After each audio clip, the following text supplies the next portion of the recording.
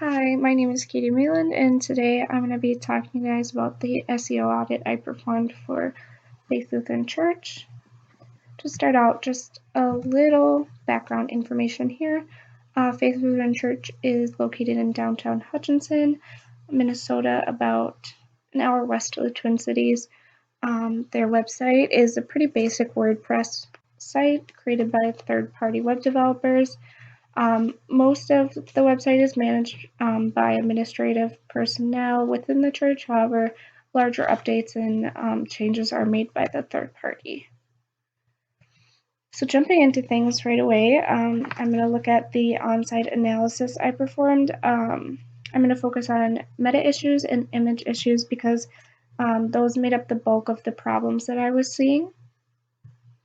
So first off, meta issues. The biggest issue here was that there is no meta descriptions whatsoever.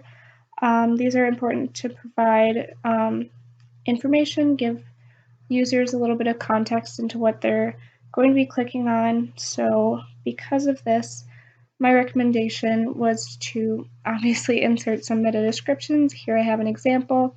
On the top, you can see where they're at currently with no description whatsoever. And on the bottom, I have provided just a sample of what could be used. This is for the Faith Lutheran Church homepage. So I just have the location, Hutchinson, Minnesota. As I can imagine, there's more than one Faith Lutheran Church, and it's good to know where you're looking at. And then after that, I just have kind of a summary of their mission statement that's stated on their website. I thought it was a good to just kind of give people an idea of what the values of the church are. Secondly, I'm going to be looking at image issues here. So there are 10,201 images missing alt text. I'm going to assume this is just about every image. This comes from, a lack of understanding of the importance of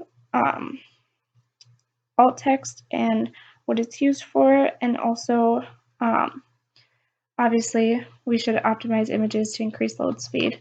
My recommendation for this is to insert alt text because it's really important for accessibility, people that use text readers or don't have the bandwidth to load images. They can still kind of better understand the content of the image. And then optimizing images.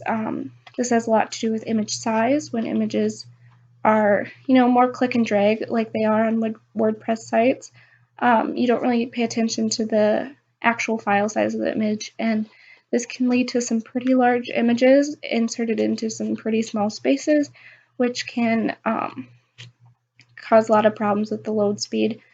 So my recommendation would be to learn about image size and correctly insert images, go through and look at images that are already there, and moving forward, fix the ones that you are putting into the site in the future.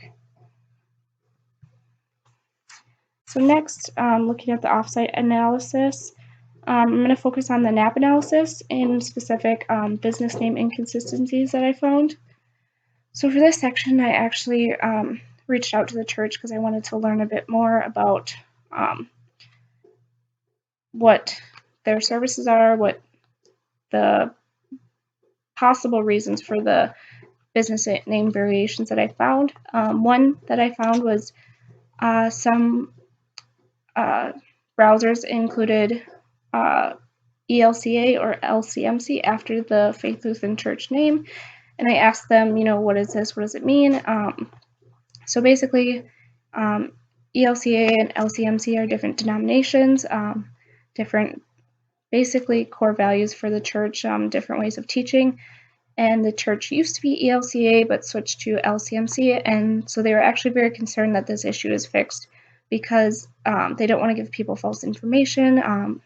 Telling them that they're an ELCA church when they're not could cause a lot of issues. Secondly, I found that their phone number and address are associated with Lutheran social services on Yelp. So looking into this and talking to them about it, they do not offer Lutheran social services, but do get a lot of calls about it. So I explained to them that this is why they're getting those calls, because they're associated with that business on Yelp. My recommendations for this would be to ensure that the business profile is claimed, because this makes changing business name information, stuff like that, a lot easier. It is a process, but it is worth it. Secondly, to ensure consistency across all platforms. This may mean taking off the denomination at the end altogether, just really coming up with a set name for the establishment that they can just slap on anything, so they don't have to worry about later changing it. If things do change again, they wouldn't run into this issue because it's without the denomination and it's consistent across all platforms, so you're not missing anything.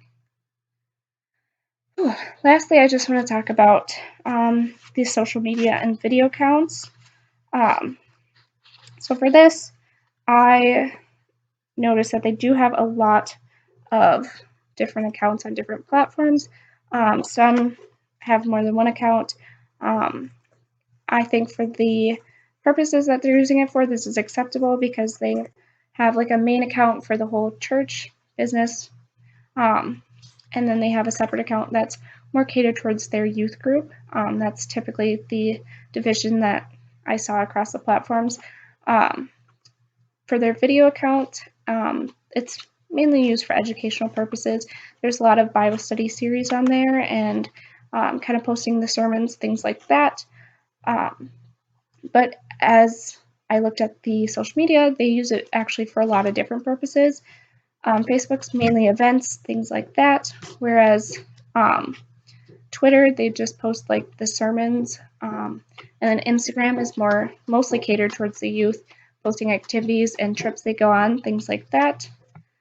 So my recommendations here, ensure quality content and editing. Because you're having so many different channels, you don't want to let one slip where it's falling behind the rest. For video editing, they use pretty lower level editing, which for the content and message they're giving, I think is okay, as long as it's, neatly done. I think it's fine. Quality content, ensuring pictures and events are accurate and of good quality is important. I would say ensure adequate levels of activity. This can become a problem when you're looking at so many different channels and accounts. If one's falling behind the rest, it may be better to try and integrate that content into an account that it would work well with, so you have one less to worry about. I would also recommend using a software for social media management, just so you can kind of lay it all out in one playing field and see what you're doing for like the next week or month or whatever on every channel, just so everything stays up to date. Lastly, I would recommend developing some small business goals, because it's a church. They don't like to talk a lot about business, but they do a lot of business actually.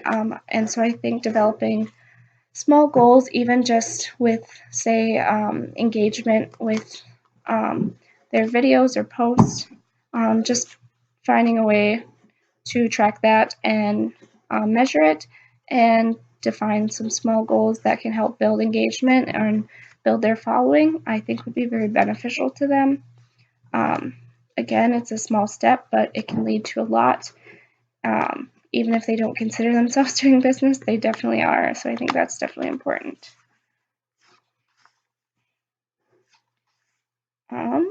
And that's really all I have for you guys today. Thank you for listening. Sorry I rambled a lot. I look forward to hearing your guys' feedback or whatever you have to say. So thank you.